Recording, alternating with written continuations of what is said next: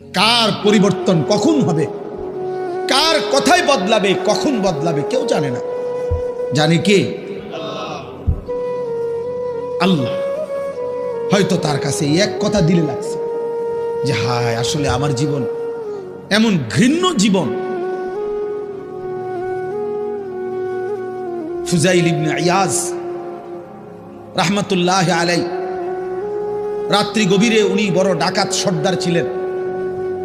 তো গভীর রাতে উনি ডাকাতি করতে গেছেন। রাশিয়া সামারকান্দের বড় ডাকাত, পৃথিবীর একজন বড় বিখ্যাত ডাকাত সর্দার ছিল তিনি। তো রাত্রিবেলা যখন গভীর রাতে এক বাড়িতে ডাকাতি করতে ঢুকছে আল্লাহর কুদরতে, দরজার সামনে গিয়ে যখন দাঁড়াইছে তখন শুনতেছিল বাড়িওয়ালা ওই সময় আল্লাহর কোরআন পড়তেছে। আমার কাছে আরবি কিতাব আছে, কিতাবে লিখছে আজ-জুহাদু মিআতুন, ওই কিতাব। তো এটা বাংলা অনুবাদ হয়েছে, দুনিয়া বিমুখ শতমনীষী, অসাধারণ কিতাব। তো রাহনুমা প্রকাশনী।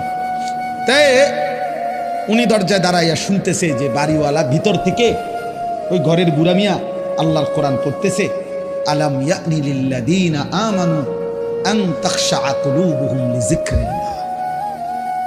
আল্লাহ বলছেন, আমার মুমিন বান্দা, আমি আল্লাহর শরণ, আমার বন্দিগি, আমার জিকির, আমার ইবাদতের জন্য তোমার মনটা নরম হওয়ার, অন্তরটা নরম হওয়ার সময় আজও কি হয়নি? আজও হয় নাই বান্দা?